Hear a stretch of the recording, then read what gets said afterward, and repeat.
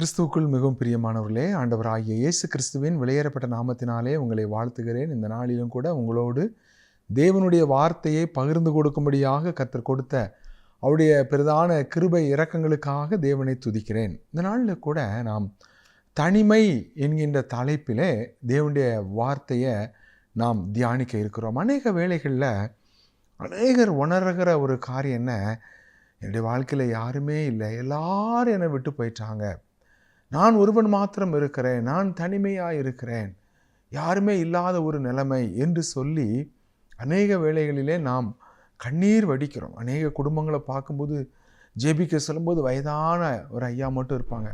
ஐயா நீங்கள் மட்டும்தான் இருக்கிறீங்களா? ஆமாம் ஐயா, நான் மட்டும்தான் தனியாக இருக்கிறேன். அவங்க பிள்ளைகள் அவங்க குடும்பங்களை குறித்து கேள்விப்படும் பொழுது அவங்க சொல்கிற காரியங்கள் ரொம்ப வேதனையாக இருக்கும்.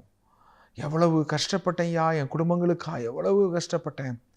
ஆனால் இன்றைக்கி என்னுடைய நிலைமையை பாருங்கள். சில வேளைகளில் சில வயதான தாய்மார் உட்கார்ந்துருப்பாங்க, யாரும் இல்லையா, எல்லாரும் என்னை கைவிட்டுட்டாங்க ஐயா, எல்லாரும் இந்த பிள்ளைகளை படிக்க வைக்கிறதுக்காக நான் எவ்வளவு கஷ்டப்பட்டேன், என்னுடைய பிள்ளைகளை திருமணம் பண்ணி கொடுக்கறதுக்கு, அவங்கள உருவாக்குறதுக்கு இந்த சமுதாயத்தில் நான் எவ்வளவு சவால்களை நான் சமாளித்தேன். ஆனால் இன்றைக்கு எல்லாரும் போயிட்டாங்க, நான் மட்டும்தான் இருக்கிறேன். கண்ணீரோடு காணப்படுகிற அநேக குடும்பங்களை நம்ம பார்க்குறோம்.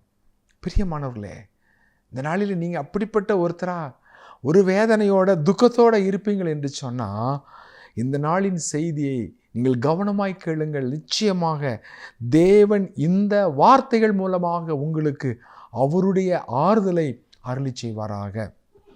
யோவான் எழுதின சுவிசேஷம் 16ஆம் அதிகாரம் 32ஆம் வசனத்தை நாம் வாசிக்கலாம். யோவான் எழுதின சுவிசேஷம் 16ஆம் அதிகாரம் 32ஆம் வசனம். இதோ நீங்கள் சிதறுண்டு அவனவன் தன் இடத்துக்கு போய் என்னை தனியே விட்டுவிடும் காலம் வரும், அது இப்பொழுது வந்திருக்கிறது. ஆனாலும் நான் தனித்திரேன், பிதா என்னுடனே கூட இருக்கிறார். நம்முடைய வாழ்க்கையில் என்ன பிரச்சனை வந்தாலும் அந்த பிரச்சனைக்கான தீர்வு யாரிடத்துல இருக்கிறது அப்படின்னா ஆண்டவரிடத்துல தான் இருக்கிறது. நம்ம கடந்து போன ஒவ்வொரு கஷ்டங்களையும் இந்த உலகத்தில் வாழ்ந்த நாட்களில் அவர் அனுபவித்தார். நம்ம கஷ்டம் அவருக்கு நல்லா புரியுங்க, நம்ம வேதனை அவருக்கு நல்லா தெரியும். ஏனென்றால் அந்த வேதனையின் வழியாக அவர் கடந்து போனார் என்கிறத நம்ம இங்கே பார்க்குறோம். இங்கே பாருங்கள், இந்த யோவான் 16:32 சொல்கிறாரு, நீங்கள் சிதறுண்டு என்னை விட்டுவிட்டு தனியே என்னை விட்டுவிட்டு போகிற ஒரு காலம் வரும், அது இப்பொழுது வந்திருக்கிறது. தான் தனியாக இருந்து ஊழியம் செய்யக்கூடாதுன்னு சொல்லி ஆண்டவர் 12 சீஷர்களை அப்போஸ்தலர்களாக தெரிந்தெடுத்தார். இப்போது 3.5 ஆண்டுகளுடைய ஊழியம் முடிவடைய போகுது. இப்போது சிலுவைக்கு நேராக அவர் நெருங்கிட்டார். சிலுவை, அங்கே சிலுவையில் போய் மரிக்க வேண்டிய அவருடைய அந்த நாள் நெருங்குது. இப்போ சொல்கிறாரு, நீங்கள் எல்லாம் விசுவாசிக்கிறேன், எங்கள் பரலோகத்திலிருந்து வந்த தேவகுமாரன் அப்படிலாம் நீங்கள் சொல்கிறீங்க, ஆனால் ஒரு காரியம், நீங்கள் எல்லாரும் என்னை தனியே விட்டுவிடும் காலம் வரும், சிதறுண்டு ஓடி போக போகிறீங்க. ஒருத்தர் சொன்னான், ஆண்டவரே காவலிலும் சாவிலும் உம்மை நான் பின்பற்றுவேன்னு சொன்னான். ஒருத்தன் அவன் சொன்னான், முன்ன மரித்தாலும் உம்மோட மரிப்பேன். ஆண்டவர் தன்னுடைய மரணத்தை குறித்து பேசும்போது கூட அவரை தனியை கூட்டிட்டு போய், ஆண்டவர் ஏன் இப்படிலாம் அபசகுணமாக பேசுகிறீங்க, இப்படிலாம் உங்களுக்கு நேரிடவே கூடாது, இதை ஒருபோதும் என்னால் ஏற்றுக்கவே முடியாது என்று சொல்லி பொங்கி எழுந்தான். ஆனால் ஒரு நேரம் வந்தபோது ஆண்டவர் சொல்கிறார், நீங்கள் எல்லாரும் என்னை தனியே விட்டுவிடும் காலம் வரும், அது இப்பொழுது வந்திருக்கிறது. அருமையானவர்களே, உடைய வாழ்க்கையில் தனிமையில் இருக்கிறீங்களா? எல்லாரும் என்னை கைவிட்டுட்டாங்க, யாரும் என்னோட இல்லை அப்படின்னு சொல்லி வேதனைப்பட்டுக்கிட்டு இருக்கிறீங்களா? பிரியமானவர்களே, ஆண்டவராக இயேசு கிறிஸ்து அவ்விதமான ஒரு பாதையின் வழியாக அவர் கடந்து போனாராகவே உங்களுடைய கஷ்டம் அவருக்கு தெரியும், உங்களுடைய வேதனை அவருக்கு தெரியும். நாம் மார்க் எழுதின சுவிசேஷத்தில் இதை மிக அழகாக தெளிவாக நம்ம பார்க்குறோம். மார்க்கு 14ஆம் அதிகாரம் 50ஆம் வசனத்தை நம்ம வாசிக்கலாம். மார்க்கு 14ஆம் அதிகாரம் 50ஆம் வசனம். அப்பொழுது எல்லாரும் அவரை விட்டு ஓடி போனார்கள். இங்கே வாசிக்கிறோம், அப்பொழுது எல்லாரும் அவரை விட்டு ஓடி போனாங்க. எப்பொழுது? யூதாஸ் முத்தத்தினால ஆண்டவரை காட்டி கொடுக்குறார். ரபி, போதகரே அப்படின்னு கட்டி பிடிச்சி முத்தத்தினால காட்டி கொடுக்குறான். கூட இருந்தவன், 3.5 ஆண்டுகள் கூட இருந்தவன், உண்டு அவரோடு ஊழிய செய்து அவரோடு நடந்து அவருடைய திருவாயில் இருந்து பரலோக சத்தியங்களை கேட்டவன், மிகப்பெரிய ஒரு பாக்கியமான ஒரு சகவாசம் அவனுக்கு கிடைச்சிச்சு இந்த உலகத்தில். ஆண்டவராய் இயேசு கிறிஸ்து தேவன் மாம்சத்திலே இந்த பூமியிலே வந்த நாட்களில் அந்த தேவனோடு இருக்கக்கூடிய ஒரு பெரிய வாய்ப்பு கிடைச்சிச்சு. ஆனால் அந்த வாய்ப்பு எப்படி பயன்படுத்தி கொண்டா? 30 வெள்ளிக்காசு. கொஞ்சம் பயங்கரமான ஒரு நிலைமை. சில வேளைகளில் நல்ல ஆரம்பம், ஆனால் மோசமான முடிவு. அது யாரோட வாழ்க்கை? யூதாஸ் காரியத்தோட வாழ்க்கை. மொத்தத்தினால காட்டி கொடுக்குறான். எல்லாரும் பட்டயத்தோட, தீவெட்டிகளோட, தடிகளோட வந்திருக்கிறாங்க. அந்த கூட்டத்தை பார்த்த உடனே, போர் சேவகர்களை பார்த்த உடனே, யூதாஸ் முத்தத்தினால காட்டி கொடுத்த உடனே ஆண்டவரை கை போட்டு பிடிக்கிறாங்க. பிடிச்ச உடனே பார்க்குறோம் ஓடிட்டாங்க. எல்லாரும் அவரை விட்டு ஓடி போனார்கள் என்று மார்க் 14:50 வாசிக்கிற எல்லாரும். ஒருத்தர் கூட அங்கே இல்லைங்க. அநேக வேளைகளில் எல்லாரும் என்னை கைவிட்டுட்டாங்கன்னு சொல்கிறோம்ல, எல்லாரும் என்னை விட்டுட்டாங்க. நான் எல்லாருக்கும் நன்மை செஞ்சேன். விட்டுட்டு போகிறது மட்டும் காலைல. சிலருடைய வாழ்க்கையில் பார்த்தீங்கன்னா விட்டுட்டு அவர்கள் செய்த நன்மைக்கு அவங்க பதில் நன்மை செய்யாட்டா கூட பரவாயில்லைங்க, ஆனால் தீமை செய்கிறவங்களாக இருப்பாங்க. அவங்களுக்கு விரோதமாக எதிர்த்து நின்று அவங்களுக்கு எவ்வளவு கஷ்டங்களை கொடுக்க முடியுமோ, அவங்களை எவ்வளவு வேதனைப்படுத்த முடியுமோ அவ்வளவு தூரம் நன்மையை பெற்றவங்க விரோதமாக செயல்படுகிற ஒரு கொடிய காலத்துக்குள்ளே தான் நாம் இருக்கிறோம். பிரியமானவர்களே, இங்கே கூட நாம் ஆண்டவராக இயேசு கிறிஸ்துவினுடைய வாழ்க்கையில் பார்க்குறோம். எல்லாரும் அவரை விட்டு ஓடி போனார்கள். அவர் தனியே இருக்கிறார். அவர் சொன்னார்ல, நீங்கள் எல்லாரும் சிதறுண்டு தன் இடத்துக்கு ஓடி போயிடுவீங்க, என்னை தனியே விட்டுட்டு போயிடுவீங்க. ஒரு வாலிபன் என்ன செய்கிறான்? ஒரு துப்பட்டியை மேலே ஒரு போர்வையை போர்த்துக்கிட்டு வாரான். ஸோ அவன் யாருன்னு சொல்லி அவனை பிடிக்கிறாங்க. பிடிச்ச உடனே அந்த போர்வையை விட்டுட்டு நிர்வாணமாய் ஓடினான் என்று நாம் வாசிக்கிறோம். ஆண்டவராக இயேசு கிறிஸ்துவை யூதாஸ் முத்தத்தினாலே காட்டி கொடுக்கிறான். அவனை போர் வீரர்கள் பிடிச்சிட்டாங்கன்ன உடனே எல்லாரும் ஓடிட்டாங்க. அதை தாண்டி ஒரு வாலிபன், ஒருவேளை இவன் யோவானா இருக்கலாங்கிறது வேத ஆராய்ச்சியாளர்களுடைய ஒரு கருத்து. அவனும் கூட என்ன செய்கிறான்? உயிர் தப்ப போர்வையை விட்டுட்டு நிர்வாணமாய் ஓடினான்னு சொல்லி இங்கே மார்க் 14:51-52 வசனங்களில் வாசிக்கிறோம். எல்லாரும் போயிட்டாங்க. தனியே விட்டு விடும் காலம் வரும். ஆண்டவராக இயேசு கிறிஸ்து இந்த சீஷர்களை குறித்து ஆண்டவர் என்ன சொன்னார்? லூக்கா 22:28 லூக்கா 22:28 மேலும் எனக்கு நேரிட்ட சோதனைகளில் என்னோட கூட நிலைத்திருந்தவர்கள் நீங்களே. இதே சீஷர்களை பார்த்து ஆண்டவர் சொன்னார். இந்த ஊழியத்தின் பாதையில் அவருக்கு பலவிதமான சோதனைகள். அவர் 40 நாள் உபவாசம் பண்ணார். சாத்தான் வந்து அவரை சோதிக்கிறதுக்காக வந்து நிற்கிறத நம்ம மத்தேயு 4 பார்க்குறோம். சாத்தானாலே வந்த சோதனை. அடுத்து பார்த்திங்கன்னா அந்த யூத மத தலைவர்கள், பரிசேயர், வேதபாரகர்கள், நியாயசாஸ்திரிகள், பிரதான ஆசாரியர்கள், இவர்கள் மூலமாய் வந்த மதம் சார்ந்த எதிர்ப்பு. அவர்கள் ஆண்டவராகிய இயேசு கிறிஸ்து ஒரு விரோதியை போல பார்த்தாங்க. விரோதிகளை போல் அவங்க கொலை செய்யும்படி ஆலோசனை பண்ணினார்கள் என்று நாம் வாசிக்கிறோம். இன்னொரு பக்கம் பார்த்திங்கன்னா அங்கே அரசியல் ரீதியாகவும் அவருக்கு எதிர்ப்பு. அரசியல் ரீதியாகவும் அவர் பின்னால் ஒரு திரளான கூட்டம் போகிறதுனால எங்கே நம்ம பதவி காலியாயிருமோன்னு சொல்லி அங்கே பிலாத்து, ஏரோது போன்ற அரசியல் ஆளுகை செய்கிறவங்களுக்கு பயங்கரமான ஒரு எதிர்ப்பு. ஸோ இப்படி பல சோதனைகள் வழியாகத்தான் அவர் கடந்து போக வேண்டிய. அவருடைய சொந்த குடும்பத்தில் கூட அவரை யாருமே ஏற்றுக்கொள்ளலைங்க. அவருடைய சொந்த நாம் யோவான் 7 வாசிக்கும் பொழுது அவருடைய உடன் சகோதரர்கள் கூட அவரை விசுவாசிக்கலை, அவரை ஏற்றுக்கொள்ளலை என்று சொல்லி நாம் அங்கே வாசிக்கிறோம். இந்த மாதிரி எல்லாரும் எதிர்த்து நிற்கிற வேளைகளில் ஆண்டவர் அந்த சீசர்களை பார்த்து சொல்கிறார், எனக்கு நேரிட்ட சோதனைகளிலே என்னோட கூட நிலைத்திருந்தவர்கள் நீங்களே. பிரியமானவர்களே, இது எவ்வளோ ஒரு நல்ல சாட்சி இல்லையா? ஆண்டவராக இயேசு கிறிஸ்து அவங்களுடைய வாழ்க்கையில் ஒரு நல்ல சாட்சியும் இருந்துச்சு. ஆண்டவருக்கு பாடு வரும்போது கூட இருந்தாங்க. ஆண்டவருக்கு சோதனைகள் வரும்போது கூட இருந்தாங்க. அவரை கொலை செய்யும்படி ஆலோசனை பண்ணின பொழுது அவங்க கூட இருந்தாங்க. அவரோட கூட மரிக்கும்படி நாமும் போவோம் வாருங்கள் அப்படின்னு சொல்லி சீஷர்கள் யோவான் 14 அழைக்கிறத நம்ம பார்க்குறோம். பிரியமானவர்களே, ஆண்டவர் சொல்கிறாரு, எனக்கு நேரிட்ட சோதனையில் நீங்கள் தான்ப்பா என் கூட நிலைத்திருந்தீங்க. ஆனால் அப்படி சொன்ன ஒரு சீசர்கள் கூட ஒரு ஸ்டேஜ், ஒரு கட்டம் வரும்போது எல்லாரும் ஓடி போயிட்டாங்க. எவ்வளோ ஒரு வேதனை பாருங்கள், எவ்வளோ ஒரு கஷ்டமான ஒரு சூழ்நிலை பாருங்கள். அப்போஸ்தலனாகிய பவுலுடைய வாழ்க்கையிலும் கூட இது உண்மை என்று நாம் அங்கே பார்க்கிறோம். இது இயேசு கிறிஸ்து இந்த நடந்த இந்த அடிச்சுவடிலே நாம் நடக்கும் பொழுது இந்த பாதையின் வழியாக நீங்களும் நானும் நடந்து போக வேண்டியது அவசியமாக இருக்கிறது. யாருடைய வாழ்க்கையில்? பவுலுடைய வாழ்க்கையில். பவுல் என்ன சொல்கிறார் பாருங்க. 2 தீமோத்தேயு 4ஆம் அதிகாரம் 16ஆம் வசனத்தில் பவுல் சொல்கிறார். 2 தீமோத்தேயு 4ஆம் அதிகாரம் 16ஆம் வசனம். நான் முதல் விசை உத்தரவு சொல்ல நிற்கையில் ஒருவனும் என்னோட கூட இருக்கவில்லை, எல்லாரும் என்னை கைவிட்டார்கள், அந்த குற்றம் அவர்கள் மேல் சுமராதிருப்பதாக. முதல் விசை நான் உத்தரவு சொல்ல நிற்கும் பொழுது அங்கே பவுல் சிறை கைதியாக பிடிக்கப்படுறார். சுவிசேஷத்து நிமித்தமா, ஊழியத்தை செய்தது நிமித்தமா. அவரோட கூட உடன் ஊழியர்களாக அநேகர் இருந்தாங்க. அநேகர் ஊழியத்தின் பாதையில் கடந்து போனாங்க.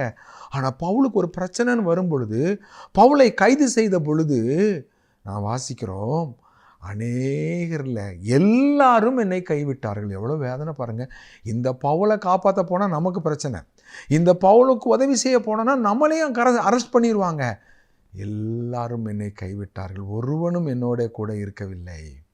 எனக்கு அருமையானவர்களே, இயேசு கிறிஸ்துவை நீங்கள் உண்மையாக பின்பற்றுவீர்கள் என்றால் அந்த ஆண்டவராக இயேசு கிறிஸ்துவுக்கு வந்த அதே சோதனை, பவுலுடைய வாழ்க்கையிலையும் காணப்பட்ட அதே சோதனை உங்கள் வாழ்க்கையிலையும் காணப்படும். அநேக வேளைகளை நம்ம உணர்கிற காரியம், நம்ம தனிமையாக இருக்கிறோமா? எல்லாரும் நம்மளை கைவிட்டுட்டாங்களா? நம்ம தனிமையாக இருக்கிறோமா? எனக்கு அருமையானவர்களே, தேவனுடைய கிருபைக்கு நாம் ஒப்பு கொடுத்து நம்ம ஜெபிப்போம். பாருங்கள், பவுல் சொல்கிறார், எல்லாரும் என்னை கைவிட்டார்கள், அந்த குற்றம் அவர்கள் மேல் சுமராதிருப்பதாக. அவங்க மேலே எந்த கசப்பும் வேண்டாங்க, எந்த வெறுப்பு வேண்டாம். நன்றி இல்லாமல் போயிட்டாங்களே, எல்லாம் அப்படி செய்வேன் இப்படி செய்வேன்னு சொன்னாங்க, இன்றைக்கி எல்லாமே மாறி எதிராக நிற்கிறாங்களேன்னு சொல்லி எதிராக நிற்கிறதா, எல்லாரும் கைவிட்டுட்டாங்களேன்னு சொல்லி கண்ணீர் வடிக்க வேண்டாம். பவுல் சொல்கிறார் பாருங்க, அடுத்த வசனத்தில் 17, அது 2 தீமோத்தேயு 4:17, கர்த்தரோ எனக்கு துணை நின்று என்னாலே பிரசங்கம் நிறைவேறுவதற்கு அவர் என்ன செய்தாராம்? அவர் கட்டளையிட்டார். சிங்கத்தின் வாய் நின்றும் ரட்சிக்கப்பட்டேன். அப்போ தேவன் நமக்கு துணையாக இருக்கிறார். இங்கே நான் பவுலுடைய வாழ்க்கையில் எல்லாரும் கைவிட்டாங்க, ஒருத்தர் கூட எனக்கு இல்லை, நான் தனியாக நின்று தான் போராட வேண்டியதாக இருந்தது. ஆனால் கர்த்தர் எனக்கு துணையாக இருந்தார். பார்த்தீங்களா பிரியமானவர்களே, எவ்வளோ பிரச்சனைங்கிறது காரியம் இல்லைங்க, எவ்வளவு போராட்டங்கிறது காரியம் இல்லை. நீங்கள் தனிமையாக இருக்கிறோம் அப்படின்னு மட்டும் நினைக்காதீங்க. அங்கே நம்ம கற்றுக்கொள்ள வேண்டிய ஒரு தெய்வீக சத்தியம் என்ன? கர்த்தரோ எனக்கு துணையாக. அவர் மட்டும் கர்த்தரோ அப்படின்னா அவர் மட்டும்தான், யாருமே இல்லை. என் குடும்பம் இல்லை, என் சொந்த பந்தம் இல்லை, நண்பர்கள் இல்லை, என் கூட இருந்த உடன் விசுவாசிகள் ஊழியர்கள் யாருமே இல்லை, கர்த்தர் மட்டும்தாங்க எனக்கு துணை நின்றார் என்று பவுல் சொல்லுகிறத பார்க்குறோம். அதே மாதிரி தான் ஆண்டவராகிய இயேசு கிறிஸ்து கூட இந்த யோவான் 16:32 ஆகிலும் நான் தனித்திரேன், என் பிதா என்னோடு கூட இருக்கிறார். கிறிஸ்தவ வாழ்க்கையில் நான் தனிமையாக இருக்கிறேன், எல்லாரும் என்னை கைவிட்டுட்டாங்க, எனக்கு யாருமே இல்லை அப்படின்னு நீங்கள் நினைப்பீர்கள் என்றால் நீங்கள் சத்துரு ஈஸியாக உங்களை அவிசுவாசத்துக்குள்ளே குழப்பி உங்களை தாக்கி உங்களை அவன் நிலைகுலைய பண்ணிடுவானா.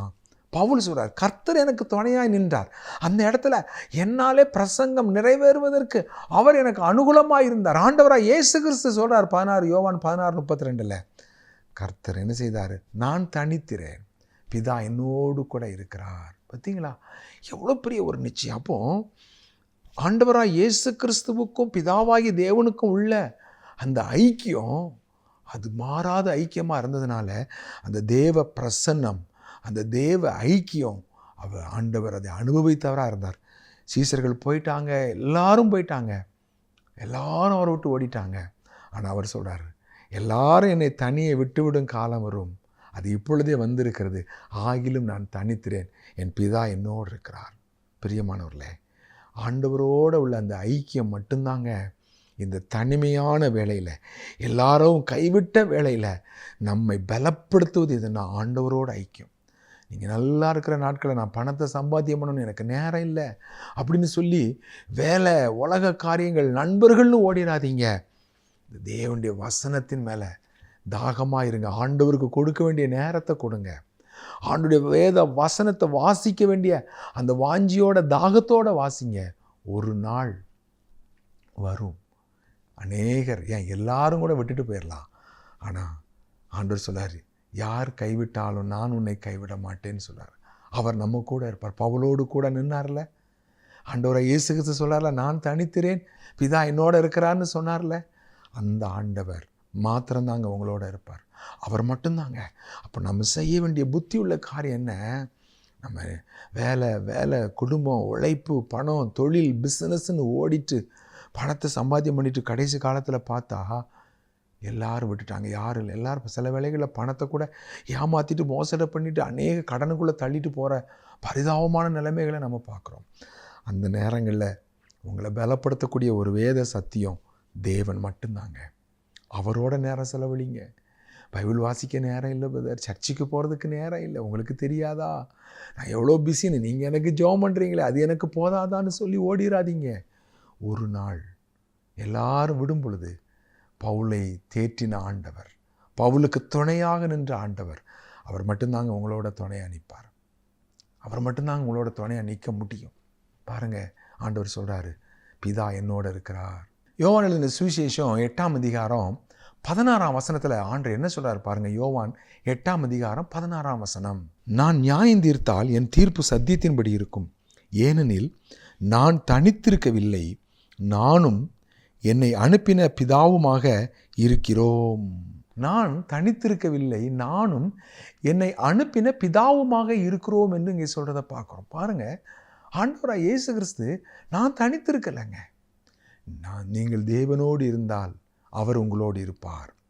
நீங்கள் அவரை விட்டு விடுவீர்களாகில் அவர் உங்களை விட்டு விடுவார். அப்போ நீங்கள் ஏன் தனிமையாக இருக்கிறேன்னு நீங்கள் ஃபீல் பண்ணுறீங்க அப்படின்னா, நீங்கள் எங்கேயோ ஆண்டரை விட்டுட்டீங்க, தேவ உறவை விட்டுட்டீங்க, தேவ ஐக்கியத்தை விட்டுட்டீங்க.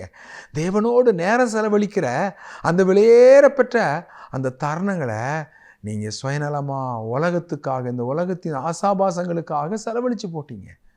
இன்றைக்கி தனிமையில் உட்கார்ந்து கண்ணீர் வடிக்கிங்க, எனக்கு யாரும் இல்லைன்னு சொல்லி. ஆனால் அப்படிப்பட்ட வேலை வந்த பொழுது ஆண்டவர் சொன்னார், நான் தனித்திறேன், என் பிதா என்னோடு இருக்கிறார். இங்கே இயேசு கிறிஸ்து சொல்கிறாரு, ஏனெனில் நான் தனித்திருக்கவில்லை, நானும் என்னை அனுப்பின பிதாவுமாக இருக்கிறோம். அப்போ இந்த உலகத்தில் ஒரு நாள் இந்த தனிமையின் பாதையை சந்திக்க வேண்டிய நேரம் வரும். அன்றைக்கு நம்மோட கூட இருக்கிறவர் அவர் மட்டும்தாங்க. அப்போ இன்றைக்கு நம்ம செய்ய வேண்டிய முக்கியமான காரியம், அந்த உலகத்தில் உள்ள எல்லா அன்பும் மாயை, எல்லாரும் என்னை கைவிட்டார்கள், எல்லாரும் என்னை விட்டு தனியே விட்டுட்டு சிதறண்டு ஓடி போயிடுவீங்க. அப்போ அந்த நாளுக்கு ஒவ்வொரு மனிதனும் ஆயத்தப்படணும். எப்படி மரணம் ஒரு நாள் இந்த மனிதனை சந்திக்குமோ அதே மாதிரி இந்த மாதிரி காலங்கள் சந்திக்கும். இது யாருக்கும் விதிவிலக்கல்ல. அதற்கென்று ஒரு காலமும் சமயமும் ஒவ்வொரு மனிதனுடைய வாழ்க்கையிலும் இருக்கிறது. ஏனென்றால் நகைக்க ஒரு காலம் உண்டு, அழ ஒரு காலம் உண்டு என்று ஞானி பிரசங்கி சொல்கிறார் அல்லவா பிரியமானவர்களே. அந்த நேரத்தில் நாம் தேவனோடு கூட உள்ள உறவை நாம் உறுதியாக காத்து வந்திருப்போம் என்றால் அந்த வேதனையின் பள்ளத்தாக்கு, அந்த கண்ணீரின் பள்ளத்தாக்க தேவ பலத்தோடு கடக்கிறவங்களா இருப்போம். தேவ கரம் நம்மை வழிநடத்து, கர்த்தரோ எனக்கு துணை நின்று என்று சொன்ன மாதிரி. யாக்கோபுடைய வாழ்க்கையில் ஆதியாகமத்தின் புஸ்தகத்தில் 32ஆம் அதிகாரத்துக்கு நம்ம வரும்பொழுது இதே மாதிரி ஒரு நிலைமையை பார்க்குறோம். ஏசா 400 பேரோடு கூட எதிர்கொண்டு வருகிறான்னு கேள்விப்பட்ட உடனே அவனுக்கு வேலைக்காரர் இருக்கிறாங்க, திரளான மிருக ஜீவன்கள், திரளான வேலைக்காரர்கள், 2 மனைவி, பிள்ளைகள். அவன் ஒன்றும் படைபலத்துக்கு குறைஞ்ச ஆள் இல்லை. பெரிய ஒரு வெறும் கோலும் கையுமாகத்தான் உயிருக்கு பயந்து தன்னுடைய மாமனாகிய லாபான் வீட்டுக்கு ஓடினான். ஆனால் இப்போ பெரிய ஐஸ்வர்யவானாக வாரான். ஆஸ்தியும் ஐஸ்வர்யம் இருக்குது, ஏகப்பட்ட ஆடு மாடுகள், மந்தைகள், விசேஷமாக வேலைக்காரங்க. ஆனால் அவன் ஃபீல் பண்ணுறான், அவன் யாரோட தனித்திருந்தான்? யாக்கோபு பிந்தி தேவனோடு தனித்திருந்தான் என்று நாம் ஆதியாகமம் 32ஆம் அதிகாரத்தில் வாசிக்கிற தேவனோடு தனித்திருந்தான். அப்போது பிரச்சனையான வேலைகளில் தேவனோடு தனித்திருங்க. ஒருவேளை இத்தனை காலம் வரைக்கும் நீங்கள் தேவனை தேடாமல் இருந்தால் கூட, அல்லது தேவனை தேடி இந்த சூழ்நிலையில் சோர்ந்து போயிருந்தால் கூட, இந்த வேளையில் நீங்கள் செய்ய வேண்டிய காரியம் ஆண்டவரை நோக்கி திரும்புங்க. முழங்கால் போட்டு, ஆண்டவரே நீர் என்னை கைவிடாதது, யார் என்னை கைவிட்டாலும் இயேசு என்னை கைவிட மாட்டார் என்று அருமையாக ஃபாதர் பாடுவாங்க. யார் என்னை கைவிட்டாலும் ஆண்டவரோடு உள்ள அந்த ஐக்கியத்துக்குள்ளே நாம் வர வேண்டும் என்று யாக்கோபு சொல்கிறார். எவ்வளவு ஐஸ்வர்யம் இருந்தாலும், எவ்வளவு மந்தைகள், எவ்வளவு மனைவி பிள்ளைகள் எத்தனை இருந்தாலும், நம்ம தேவனோட உள்ள அந்த ஐக்கியம்தான் உங்களை பலப்படுத்துகிறதா இருக்கிறது. பிரியமானவர்களே, யாக்கோபு என்ன செய்தான்? பிந்தி தனித்திருந்தான். ஆண்டவரே, நீர் என்னை ஆசீர்வதித்தால் ஒழிய நான் உம்மை விட மாட்டேன். கண்ணீரோடு ஜெபிக்கிறான், போராடி ஜெபிக்கிறான், தேவ சமூகத்தில் தன்னை தாழ்த்தி ஜெபிக்கிறான். ஆண்டவரே, என் சுய பலத்தில் ஓடிட்டேன், என் சொந்த திறமையில் ஓடிட்டேன். ஆண்டவரே, இன்னைக்கு எல்லாம் போயிட்டு ஆண்டவரே, எந்த நம்பிக்கையும் எனக்கு இல்லை, நீங்கள் தான் என்னுடைய நம்பிக்கை. ஆண்டவரை நோக்கி நாம் திரும்புகிறவர்களாக காணப்பட வேண்டும் என்று யாக்கோபு இங்கே நமக்கு கற்றுக் கொடுக்கிறார். ஆண்டவருடைய சமூகத்தில் அமர்ந்து முழுவதும் ஜெபிக்கிறான். தேவன் விடுகின்ற காலை பொழுது அவனுடைய வாழ்க்கையை மாற்றுகிறார். அவனுடைய வாழ்க்கையில் ஒரு சந்தோஷம், சமாதானத்தை கொடுக்கிறார், விடுதலையை கொடுக்கிறார், அவனுடைய பேரை மாற்றுறார், அவனுடைய எல்லா சூழ்நிலைகளையும் மாற்றுகிறார். 400 பேரோடு வந்த ஏசா அவனுடைய சகோதரன் கொலை செஞ்சிருவானோன்னு சொல்லி பயந்த சகோதரன் ஓடி வந்து கட்டி பிடிச்சி முத்தம் கொடுத்து அழுகிறான். இருவரும் அழுதார்கள் என்று நான் வாசிக்கிறோம். அருமையானவர்களே, நம்முடைய வாழ்க்கையில் பிரச்சனைகளை மாற்றுகிறவர் அவர். தனித்திருப்போமா? சங்கீதம் 102 7ஆம் வசனத்தில் தாவீதினுடைய வாழ்க்கையை நம்ம அங்கே பார்க்குறோம்.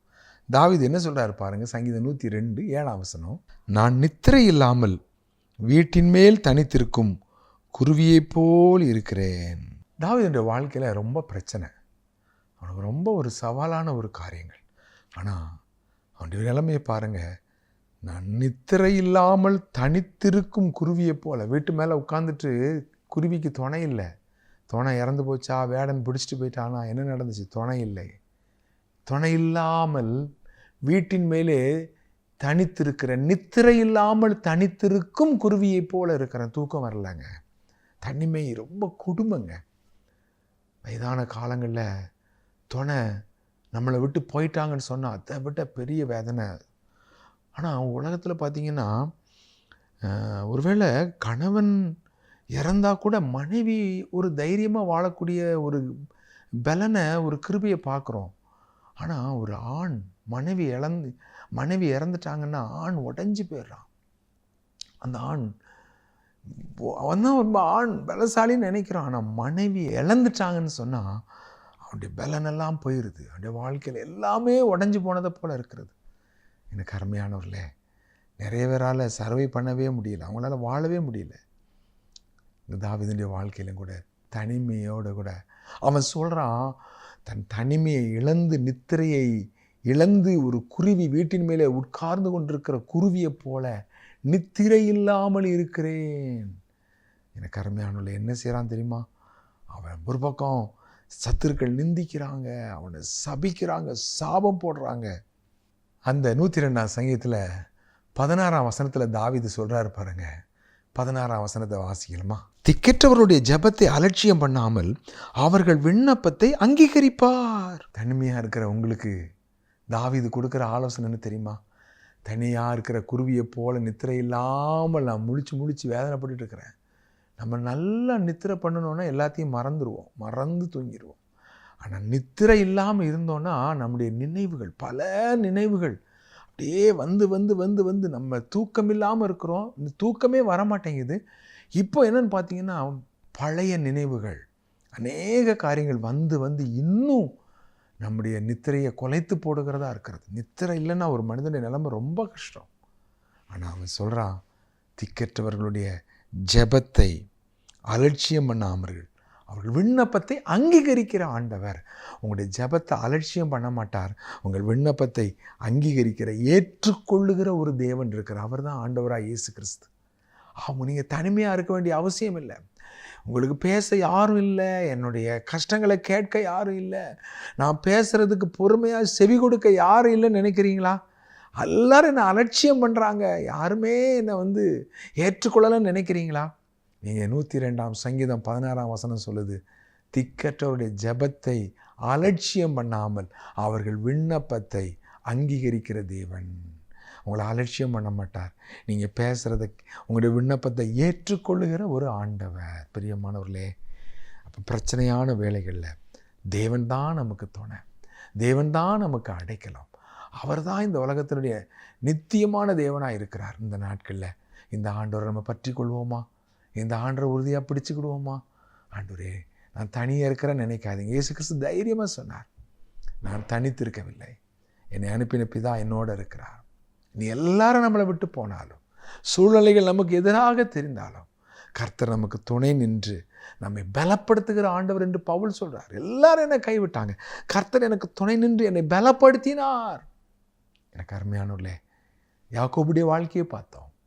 தனித்திருந்து தேவ விடுதலையை, ஆசீர்வாதத்தை பெற்றுக்கொண்டான் இல்லையா? இன்றைக்கி ஆண்டோடைய சமூகத்தில் நீங்கள் அமர்ந்துருங்க. புலம்பல்ல சொல்லப்பட்டிருக்கிறது, நம்ம தனிமையாக இருந்து, ஏன் என்னுடைய வாழ்க்கை, நம்முடைய வாழ்க்கை இந்த தனிமையாக இருக்கிற காலங்கள் தான் நம்ம அப்படியே தேவனோடு ஐக்கியப்பட்டு நம்முடைய கடந்த காலத்தில் நம்ம என்னெல்லாம் நம்ம செஞ்சுருக்கணும், என்ன செய்யலை, நம்ம என்ன தவறு பண்ணியிருக்கிறோம், நம்ம எதெல்லாம் சரியாக செஞ்சுருக்கிறோன்னு சொல்லி அவைகளை மீண்டும் நிதானிக்கக்கூடிய நேரங்கள். நம்ம அமர்ந்திருப்போம், ஆண்டுடைய பாதப்படியில் இருந்து நம்ம ஜெபிப்போம். நிச்சயமாக அவர், நீங்கள் தனியாக இல்லை, நான் உன்னை விட்டு விலகுவதும் இல்லை, உன்னை கைவிடுவதும் இல்லை என்று சொன்னவர். எவ்வளவு குறைவுகள் நம்மகிட்ட இருந்தாலும், நம்ம எவ்வளவு புத்தீனமான காரியங்களை செய்திருந்தாலும் கூட அவரிடத்துல வரும் பொழுது அவர் அலட்சியம் பண்ண மாட்டார். நம்முடைய விண்ணப்பத்தை அங்கீகரிக்கிற தேவன். அவர் உங்களுக்கு சமாதானத்தை தருவார், பலன் தருவார், உங்களை பலப்படுத்துவார், உங்களை ஆறுதல் படுத்துவார். ஏனென்றால் அவர் அந்த பாதையில் கடந்து போய் அந்த வேதனை எவ்வளவு கஷ்டம்னு அவருக்கு தெரியும். அந்த நேரத்தில் தேவனுடைய சமூகம் மட்டும்தான் உண்மையான ஆறுதலை கொடுக்குங்கிறது அவருக்கு தெரியும். அந்த ஆண்டவரை பிடிச்சிக்கிடுவோமா? நிச்சயமாக கர்த்தர் உங்களை கைவிட மாட்டார். கர்த்தர் தாமே உங்களை ஆசீர்வதிப்பாராக. நாம் ஜெபம் செய்வோம். எங்கள் நல்ல ஆண்டவரே, தனிமையிலே வேதனையோடு காணப்படுகிற அன்றைய யாரெல்லாம் இந்த வார்த்தைகளை கேட்குறாங்களோ அவங்களுக்கு இறங்குங்கப்பா. அன்றைக்கு பவுலை பலப்படுத்தினீங்களே, அன்றைக்கு யாக்கோபுக்கு ஆண்டவரே உங்களுடைய ஆசீர்வாதத்தை கொடுத்தீங்களே, அன்றைக்கு தாவீதுடைய அன்றைய ஜெபத்தை அலட்சியம் பண்ணாமல் அங்கீகரிச்சிங்களே, நீங்கள் ஆசீர்வதித்து வழிநடத்த வேண்டும் என்று இயேசு கிறிஸ்துவின் நாமத்தில் ஜெபிக்கிறோம் எங்கள் நல்ல பிதாவே. ஆமேன், ஆமேன். பிரியமானவர்களே, நீங்கள் நேரம் ஒதுக்கி தேவனுடைய வார்த்தையை கேட்டதற்காக உங்களுக்கு நன்றி சொல்கிறோம். நீங்கள் யூடியூப்பிலே ராஜ்குமார் தங்கமணி என்று ஆங்கிலத்திலே டைப் செய்வீர்களானால் இன்னும் அநேக செய்திகளை நீங்கள் கேட்கலாம். கேளுங்கள், மற்றவர்களுக்கும் இந்த வார்த்தைகளை அறிமுகப்படுத்துங்கள். கர்த்தர் தாமே உங்கள் மூலமாக ஆண்டுடைய வார்த்தையை கேட்டு அவங்களும் ஆறுதல் அடையட்டும். அந்த ஆசீர்வாதத்தை கர்த்தர் உங்களுக்கு கட்டளையிடுவார். நாம் மறுமுறை சந்திக்கும் வரைக்கும் தேவனுடைய கிருபை உங்களோடு இருப்பதாக. ஆமேன், ஆமேன்.